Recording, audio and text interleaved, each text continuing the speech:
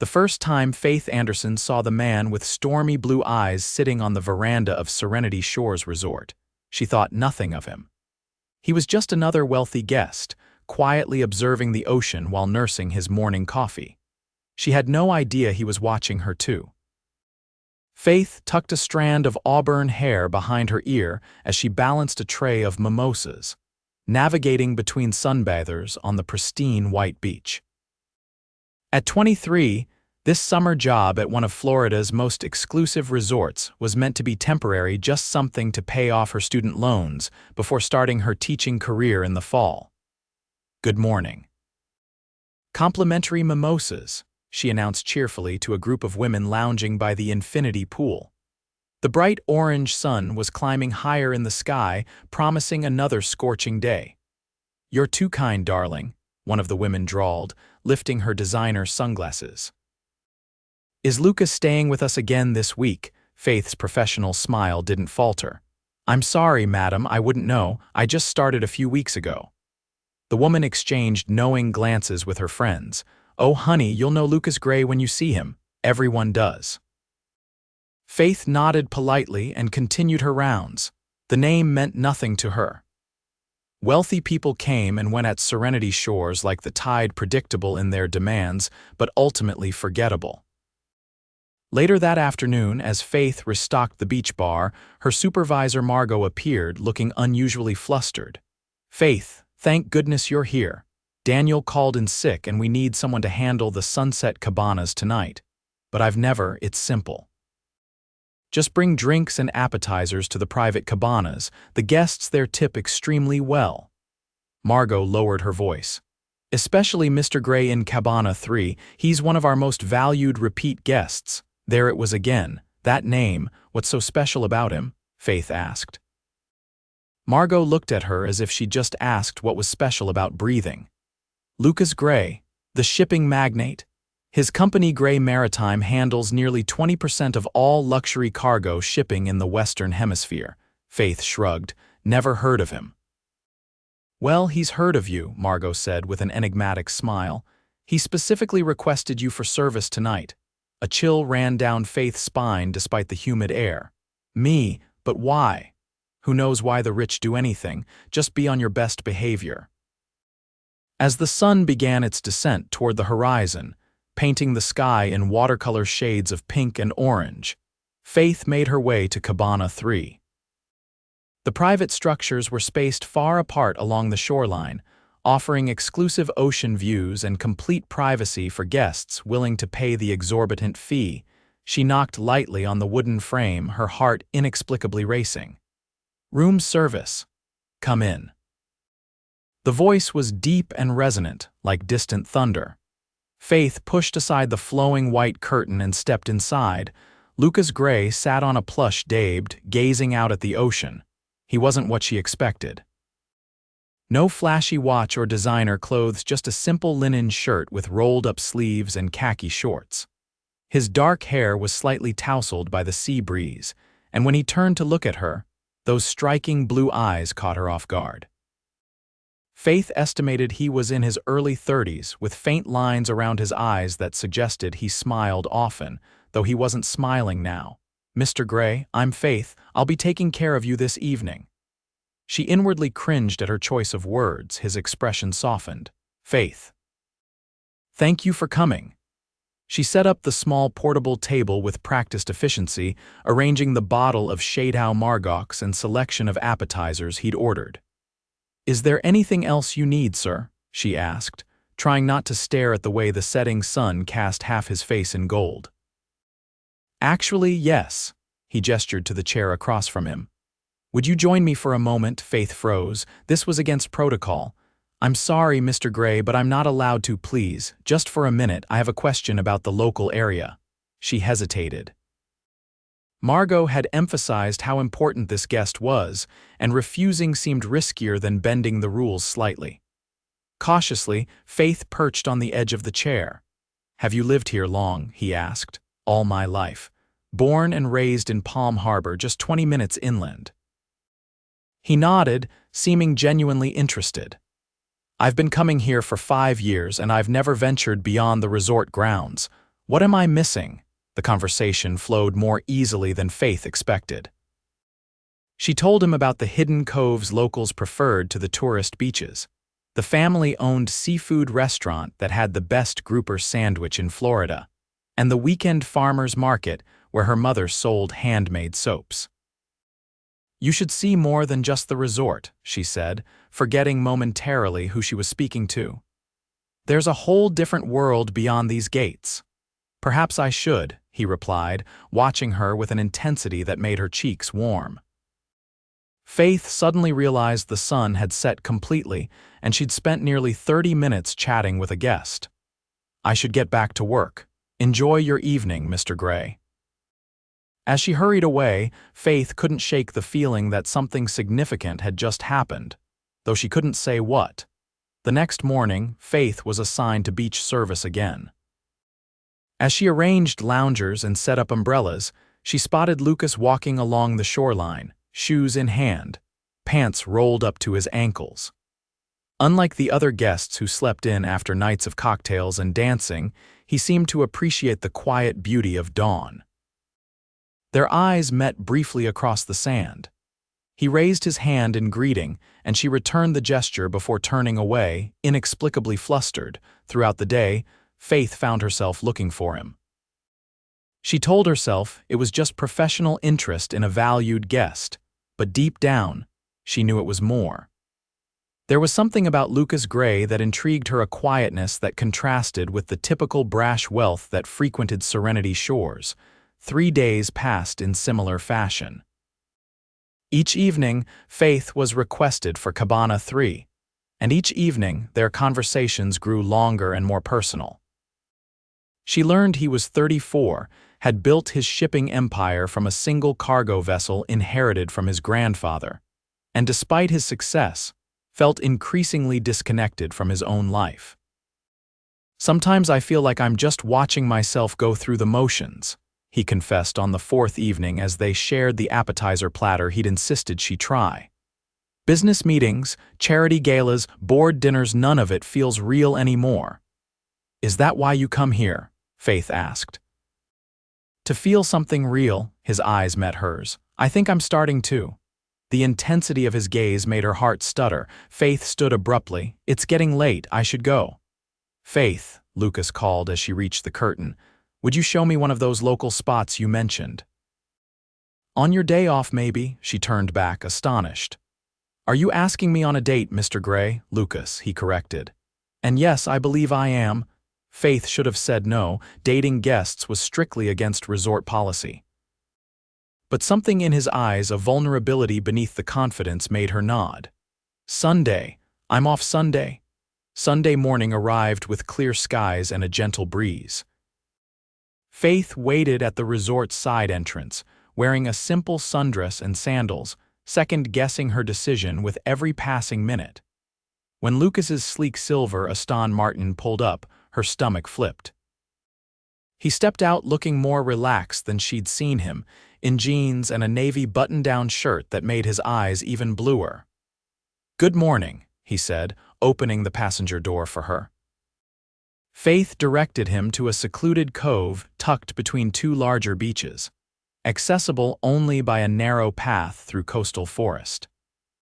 As they walked, Lucas told her about growing up in Boston, about losing his parents in a sailing accident when he was 21, and about the weight of responsibility that fell on his shoulders afterward. I had to grow up overnight, he said, helping her over a fallen tree. His hand lingered on hers longer than necessary.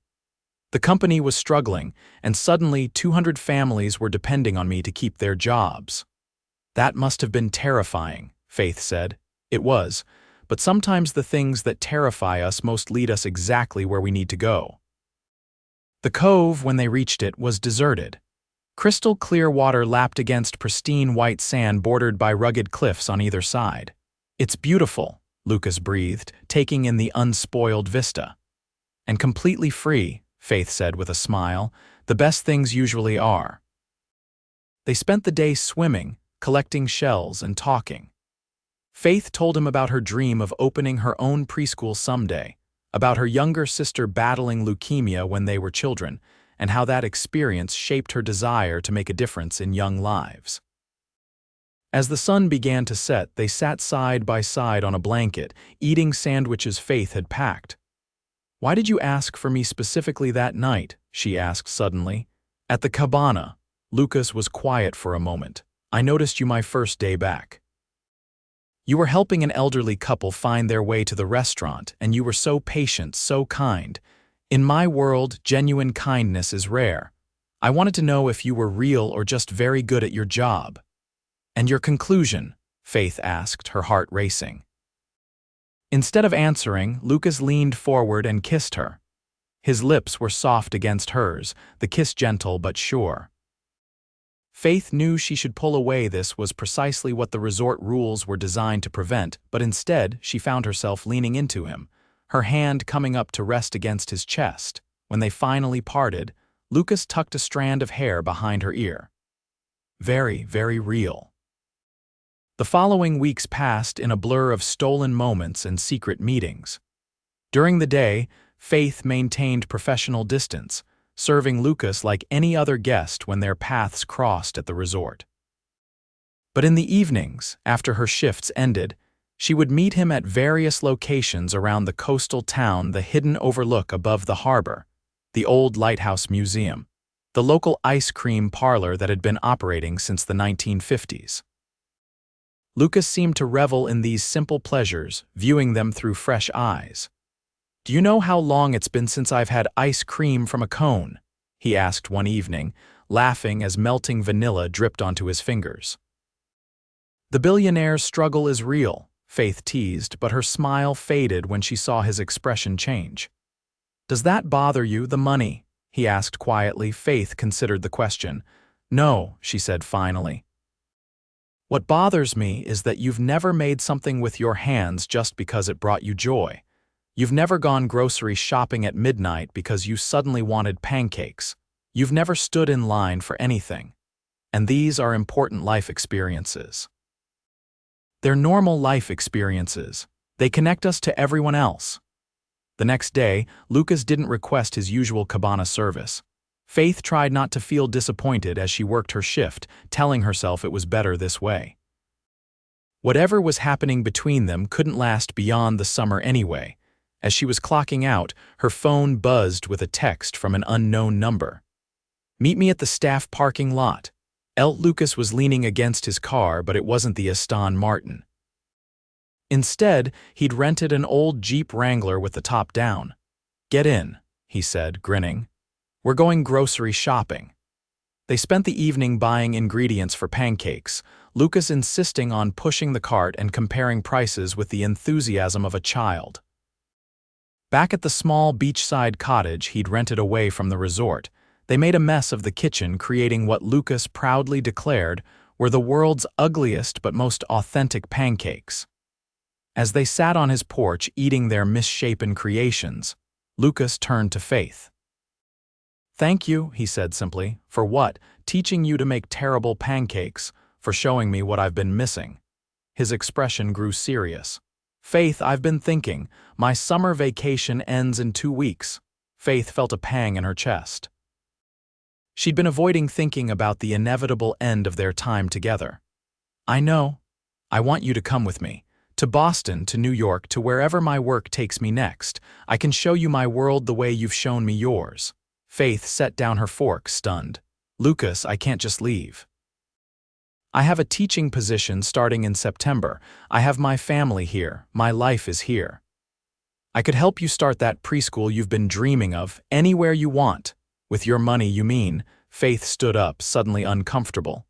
"I don't want to be taken care of, Lucas. And I don't want to be the summer fling who follows you home like a souvenir." "That's not what I'm asking," Lucas protested, rising to face her. "These weeks with you have been the most real my life has felt in years, maybe ever. I'm not ready for that to end."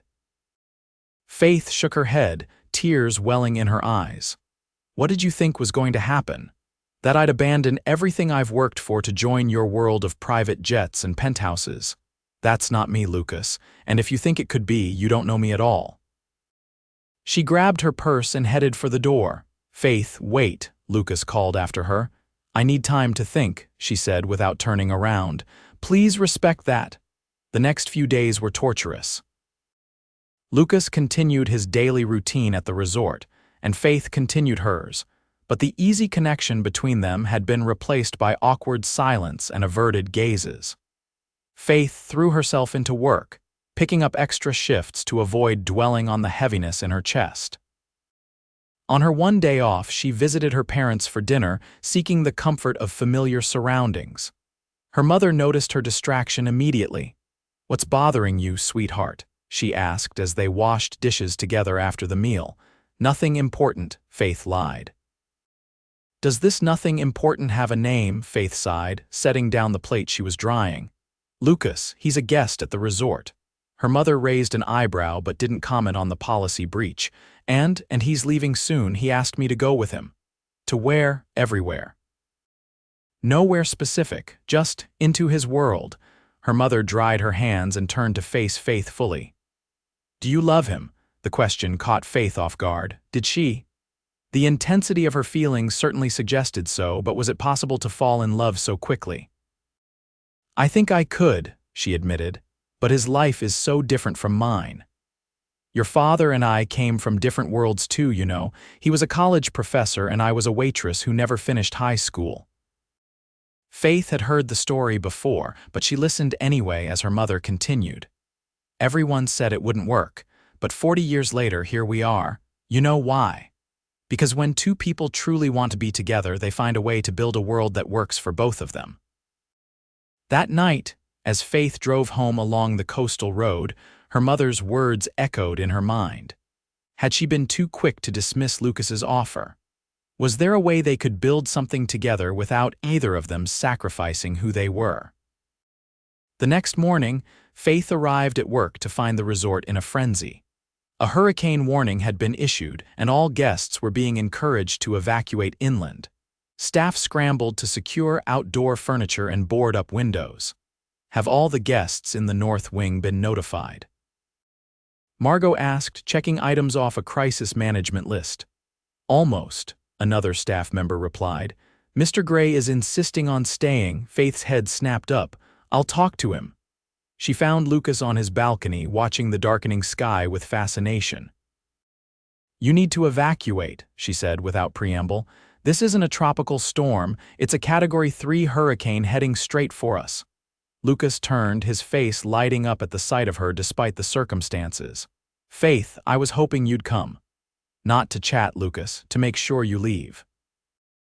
"It's not safe here." "I'm not leaving without talking to you properly, without resolving things between us." Faith glanced nervously at the ominous clouds gathering on the horizon. "This isn't the time, it's exactly the time," Lucas interrupted. "I've been doing a lot of thinking too. I approached this all wrong. I asked you to fit into my life without considering how I could fit into yours." A strong gust of wind whipped between them, emphasizing the urgency of the situation. "Lucas, please, we need to go. Now." He nodded, finally seeming to grasp the seriousness of the weather. "My car's in the underground garage. We can take that inland." They made it to his Aston Martin just as the first heavy raindrops began to fall. As Lucas navigated through increasingly treacherous conditions, Faith directed him toward the evacuation route. But halfway to the interstate, they encountered a fallen tree blocking the road. "We need to turn around," Faith said, anxiety creeping into her voice as the wind rocked the car. Lucas assessed their options. The road back might be blocked too by now. Is there another way? Faith thought quickly.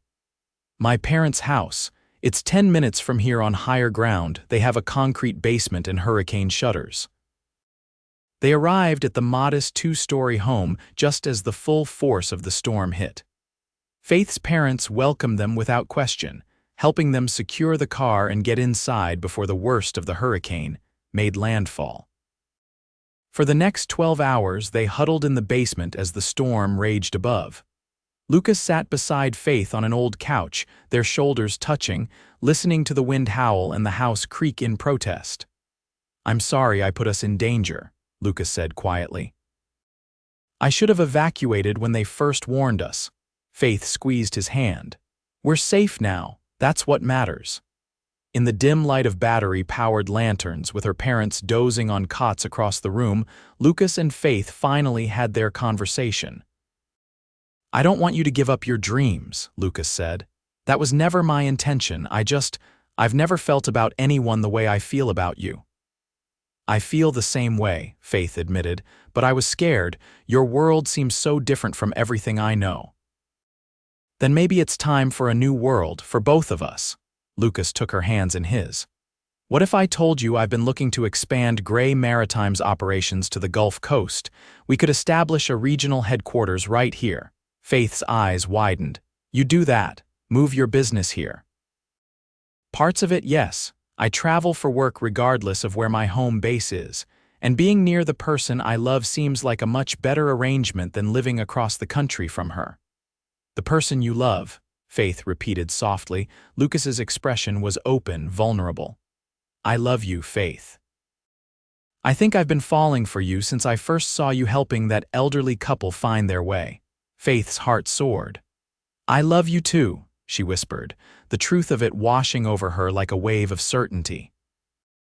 Their kiss was interrupted by a loud crash from upstairs, followed by Faith's father's calm voice. "Just a branch on the roof. Nothing to worry about." Lucas laughed, resting his forehead against Faith's. "Your family is incredible, so steady in a crisis."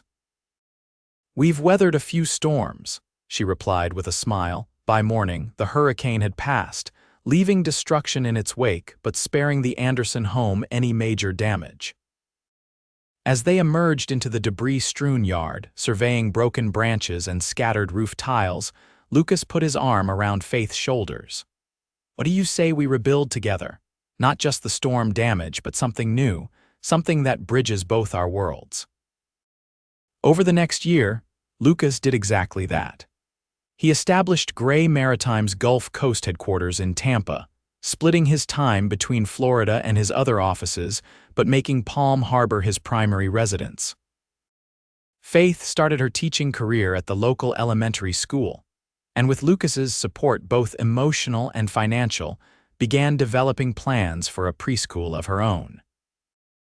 They were married the following summer at Serenity Shores Resort, where Margot, now the general manager, waived all fees in exchange for the publicity of hosting the wedding of shipping magnate Lucas Gray.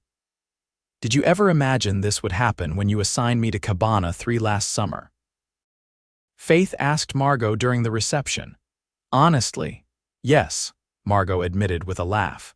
"I've seen the way wealthy men look at beautiful women, but I've never seen anyone look at anyone the way Lucas looked at you, like you were the answer to a question he'd been asking his whole life." 2 years later, on a perfect summer evening, Lucas and Faith stood on the porch of their beachfront home, watching their 1-year-old daughter toddle across the sand with determined steps. "Lily's going to be a ship captain," Lucas observed as the little girl pointed excitedly at a passing sailboat. "Or a teacher," Faith countered, leaning into his embrace. "Or both," Lucas suggested. "In our family, we don't believe in limiting possibilities." Faith smiled up at him, remembering the uncertain young woman who had once served mimosas to resort guests, never imagining that one of them would change her life forever. "No, we certainly don't," she agreed, stretching up to kiss her husband as the sun set over the ocean, painting the sky in shades of promise. In the distance, Serenity Shores Resort glittered like a jewel on the coastline, the place where their story began, but far from where it would end. Their journey together was just beginning, a voyage charted not by wealth or status but by the compass of their hearts, navigating toward a shared horizon that neither of them could have imagined alone.